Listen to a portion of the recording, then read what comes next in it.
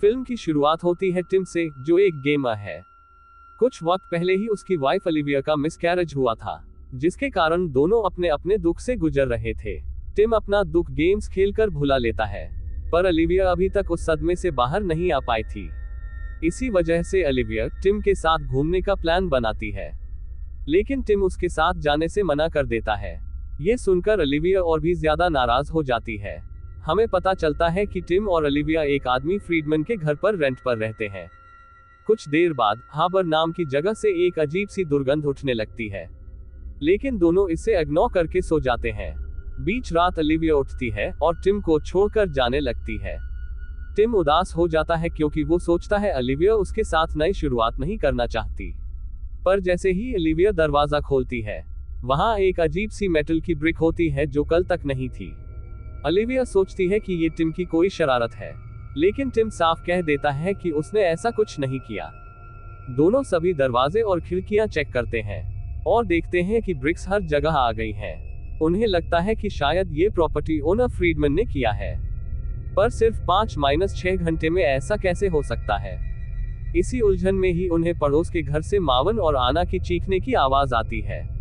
Tim दीवार तोड़कर उनसे बात करता है और पता चलता है कि उनके घर के बाहर भी वही ब्रिक्स आ गई हैं।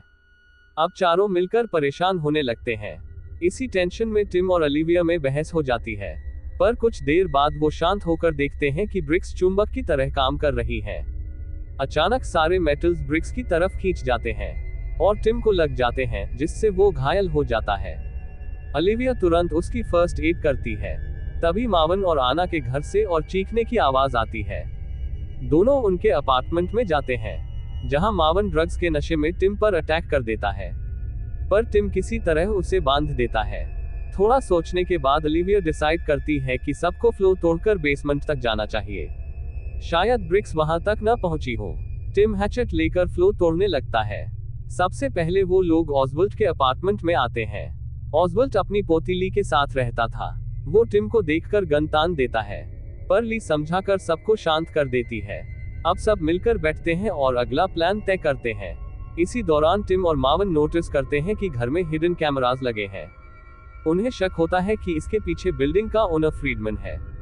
वो उसके अपार्टमेंट में जाकर देखते हैं, लेकिन वहां फ्रीडमैन मरा हुआ पड़ा है और उसके हाथ कटे हुए होते हैं। किसी को समझ नहीं आता कि ये किसने किया।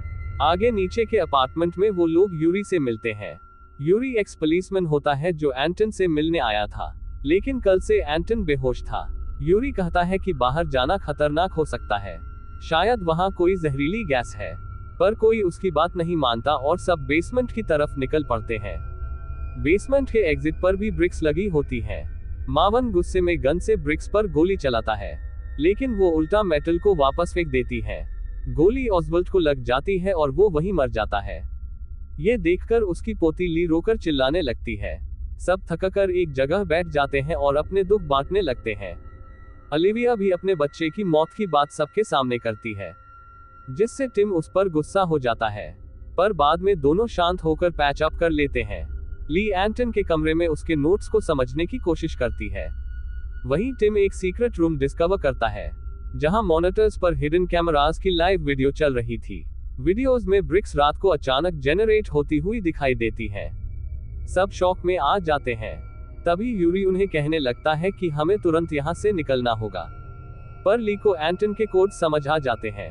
उसी वक्त यूरी उसे जान से मार देता है। मावन ये सब देख लेता है और यूरी से लड़ने लगता है।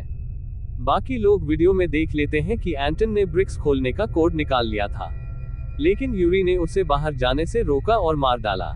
टिम और ओलिविया किसी तरह यूरी को कंट्रोल कर लेते हैं। उन्हें ये भी समझ आता है कि एंटन एक डिफेंस कंपनी में काम करता था और शायद ये सब उसी का एक्सपेरिमेंट है। टिम एंटन का फोन और लैपटॉप रिकवर करता है और कोड को प्रेस करता है। ब्रिक्स अजीब शेप लेने लगती है। ली की बहन एवा अपना हाथ ब्रिक में डाल देती है, पर ब्रिक्स उसे खींचने लगती है। सब मिलकर एवा को बचाने की कोशिश करते हैं, पर एवा के 2 टुकड़े हो जाते हैं और वो मर जाती है। यूरी हंसी में पागल हो जाता है। मावन गुस्से में उसे गोली मार देता है और खुद भी अपनी जान ले लेता है। टिम और ओलिविया शॉक में रह जाते हैं। थोड़ी देर बाद टिम ओलिविया से माफी मांगता है और दोनों पैच अप कर लेते हैं। तभी टिम को कोड में एक फ्लैश नोटिस होता है, जैसा एंटन के साथ हुआ था। ये देखकर ओलिविया कहती है कि हमें भी कोड प्रेस करना चाहिए। वो दोनों कोड दबाते हैं और ब्रिक्स खुल जाती हैं। पर तभी यूरी फिर से जाग उठता है और उन्हें मारने लगता है।